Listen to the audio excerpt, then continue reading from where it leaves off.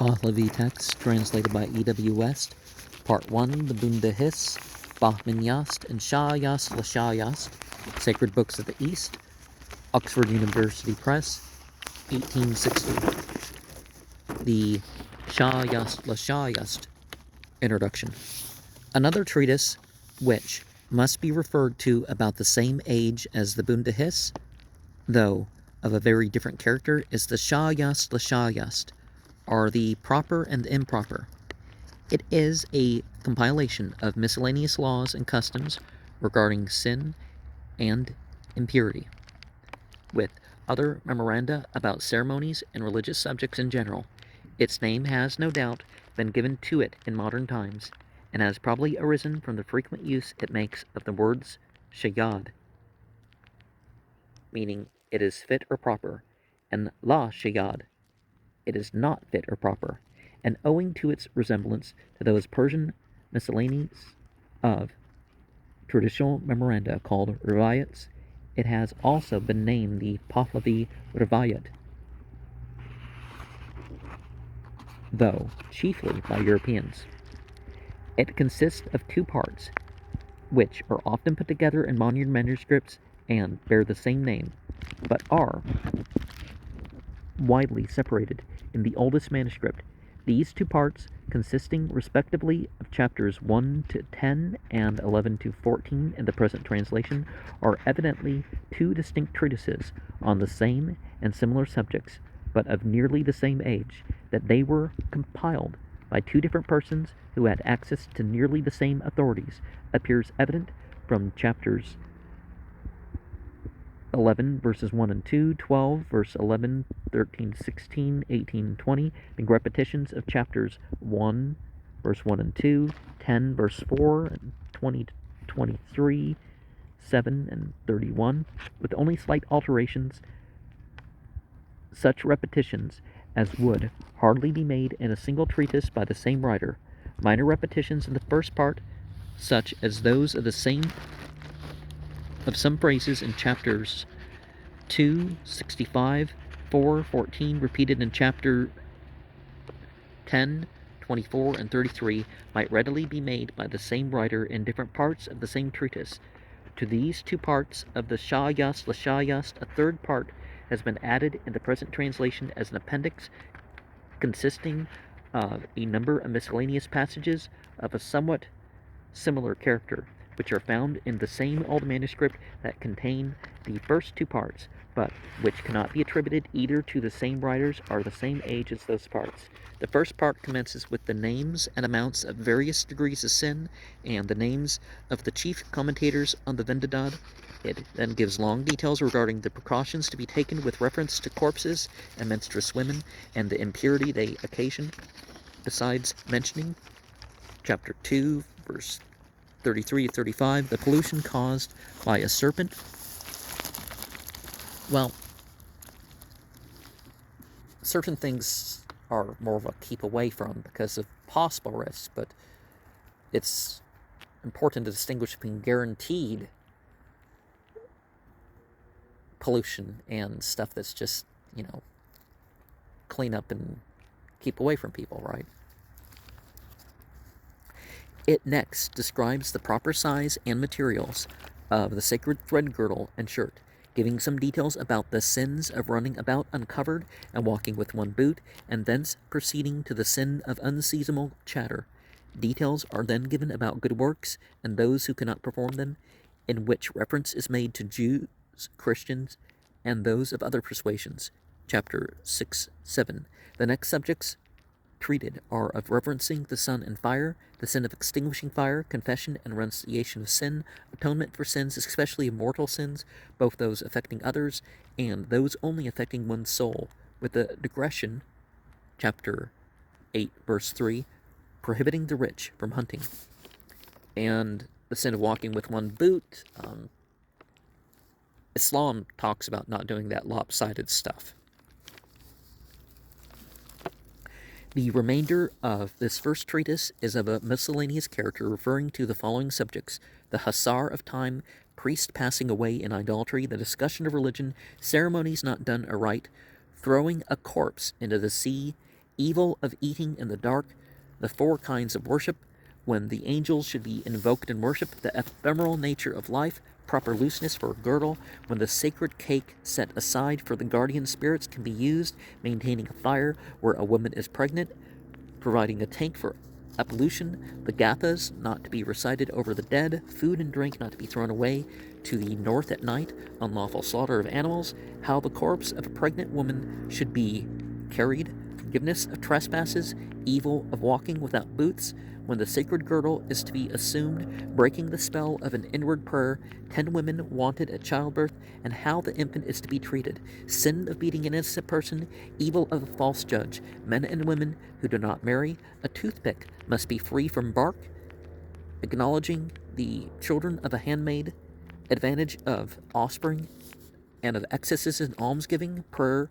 on lying down and getting up, avesta not to be mumbled, doubtful actions to be avoided are consulted about, evil of laughing during prayer, crowing of a hen, treatment of a hedgehog, after a violent death, corruption does not set in immediately, necessity of a dog's gaze, putrid meat, and hairy cakes are butter unfit for ceremonies when a woman can do priestly duty, and so on. Now, I can't help but think, like, okay, the dog looking at the corpse. Well, you might see a reaction in the person that turns out they're not dead, right? And the sawak, the pilu, whatever, that root, you gotta peel the bark to use the portion you're brushing your teeth with. The second part also commences with the names and amounts of various degrees of sin, followed by the proper meat offerings for various angels and guardian spirits. Next comes miscellaneous observations on the following subjects: the simplest form of worship, necessity of submitting to a high priest, advantage of a fire in the house, sin of clothing the dead, presentation of holy water to the nearest fire after a death, nail parings to be prayed over, advantage of light at childbirth, offerings to the angels, maintaining a fire where a woman is pregnant and a child is born, a toothpick must be free from bark, acknowledging the children of a handmaid, advantage of an offspring and of excess in almsgiving, evil of drawing well water at night, food not to be thrown away to the north at night, advantage of prayer at feasts, treatment of a hedgehog, praying when washing the face, the proper choice of a purifying priest, no one should be hopeless of heaven, necessity of a wife being religious as well as her husband, the ceremonies which are good works, and the cause of sneezing, yawning, and sighing. These are followed by a long account of the mystic signification of the gathas, with some information as to the errors which may be committed in consecrating the sacred cakes, and how the beginning of the morning watch is to be determined. The third part, our appendix, commences with an account of how each of the archangels can be best perpetuated by a proper regard for the particular worldly existence which he specially protects. This is followed by a statement of the various degrees of sin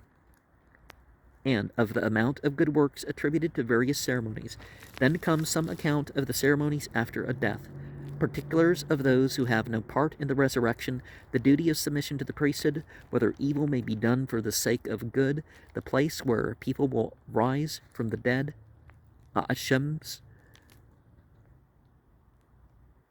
complaint to Aharman of the three things he could not injure in the world, the occasions on which the Ahunabar formula should be recited,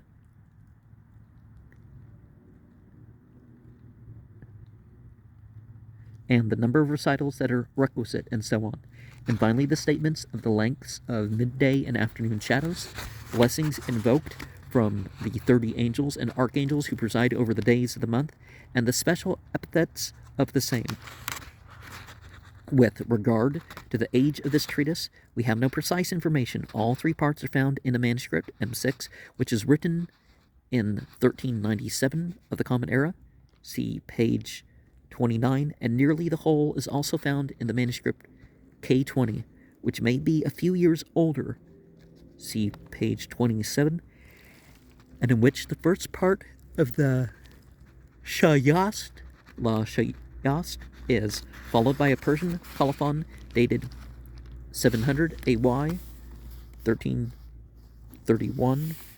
of the Common Era, copied probably from an older manuscript. The text in both these old manuscripts seems to have been derived almost direct from the same original, which must have been so old when when M6 was written that the copyist found some words illegible. See notes on chapters 8, 19, 10, 34, 12, 14, and 15, and so on. Now it is known from colophon that a portion of M6 containing the book of Artavirov and the tale of Ghost-e Furiano was copied from a manuscript written in 1249 of the Common Era. And we may safely conclude that the Shayast was copied either from the same manuscript or from one fully as old. So far, therefore, as external evidence goes, there is every reason to suppose that the whole of the Shayast with its appendix was existing in a manuscript written about 630 years ago. But internal evidence points to a far higher antiquity for the first two parts, as the compilers of those treatises evidently had access not only to several old commentaries, but also to many of the Nasks, which have long been lost. Thus, the first treatise contains quotations from the commentaries of Afarg, Gogosasp, Kushtano, Buged, Medokma, Roshan, and Soshans, which are all frequently quoted in the Pahlavi translation of the Vendidad. See Silth 134 notes. Oh, Solstice, Shayast, La Shayast, okay. Besides mentioning the opinions of Mardbud, Naryosang, Nosai, Burz Mitro, and Vand Harmazd, who were rarely or never mentioned in the Pahlavi Vendidad. It also quotes no less than 11 of the 20 Nasks or books of the complete Mazdayasnian literature, which are no longer extant. Besides the Vendidad, the only Nask that still survives in the full extent it had in Sasanian times. The Nasks are quoted are the Studgar, Sayas La Sayas 10:8, and the Bog 10:26, the Damdad 10:22, the Pazon 9:9, the Ratusta Iti 10:29, the Kidrast 10:26, the Spend 10:4, the Nihadum 10:3-22-23, the Dubas Ruged 10:13, the Husparam 10:21, and the Sakadum 10:25.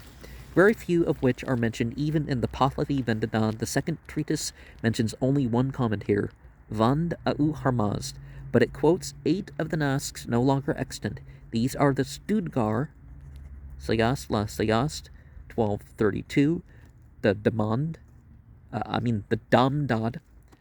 12 verse 5 and 15, the Spend 12 verse 3 and 11, 15, 29, the Bog Yasno 12:17, the Nihadum 12:15 and 16, the Husparam 12:1, 7, 14, 31, 13, 17, the Sakadum 12:2, 10, 12, 13, 30, and the Hadokt 12, 19, and 30, 13, 6, and 10. Of 2 of these Nasks, the Bog and Hadokt,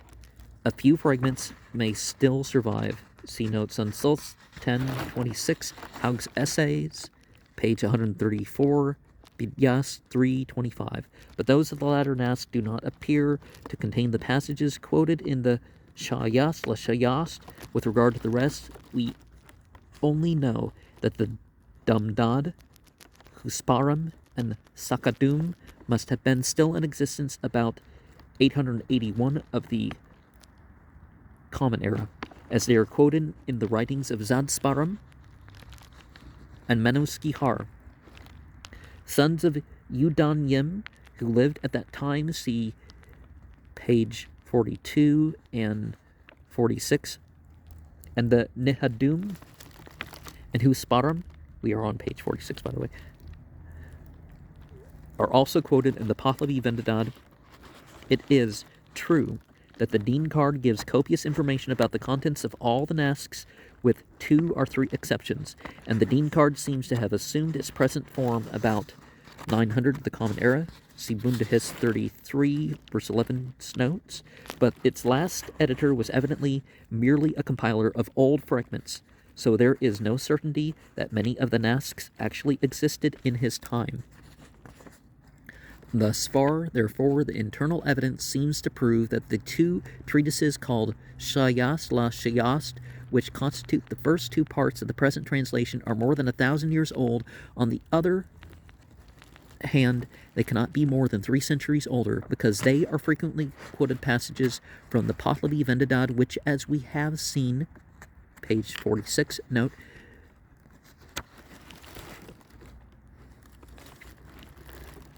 could not have assumed its present form from the time of Khusro Noshirvan. Well, maybe they're quoting from something, because this is not numbered by Roman letters. Time of Khusro Noshirvan, 531 to 579, the Common Era, as they contain no reference to any interference of the governing powers with the religion or priesthood. It is probable they were written before the conquest by Muslimin in 636 to 651, although they do not mention the existence of any king of the kings, the usual title of the Sasanian monarchs, and this probably is the contemporary religions named in 6 verse 7. Unless we assume that passage to be a quotation from an earlier book, we may therefore conclude with tolerable certainty that the Pahlavi text of the first 2 parts of the present translation of the Shayast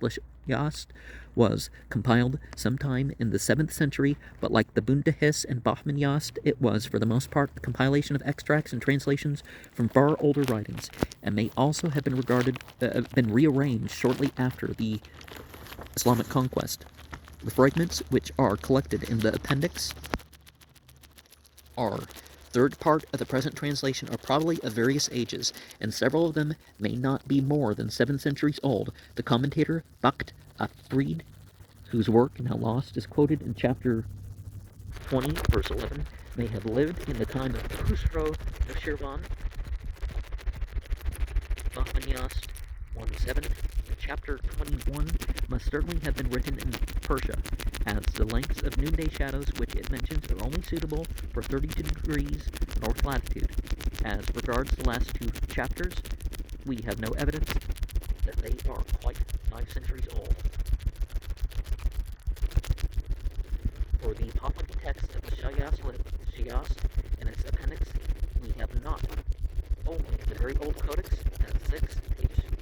29, for the whole of it, but also the equally old codex, page 20, page 27, for all the chapters 15 to 17, 20, 22, and 23 in the appendix. In M6, the first 2 parts are separated by 20 folios containing the Burhange, O'Im, and Duke. The second part is separated from the first 3 chapters of the appendix by 4 folios containing the Atide Kud. The next 3 chapters of the appendix from the latter end of the 6th volume of M6, chapter 21, between the middle of the same, and the last 2 chapters are from some additional folios at the beginning of the first volume. In K20, the first 2 parts are separated by 92 folios containing the Burhange, O'Im, Haduk, Bundahis, Bahmaniyast, and several other Pahlavi and Avesta texts. Chapter 18 precedes the first part, chapter 19 precedes the second part, and chapter 21 is an earlier part of the manuscript. Derived from K20 are the 2 modern copies, K7 and K21. See page 28. Derived from M6 are the modern copy of the first 2 parts of M9 and verse 9 of the Howe collection of the State Library at Munich. The copy of chapters 14, 15, and L15, number 15, the collection of Avesta and Poppy manuscripts. In the India Office Library at London, a copy of chapter 20 in verse 4 to 17, and O 121, number 121 of the Owsley collection in the Bodleian Library at Oxford, page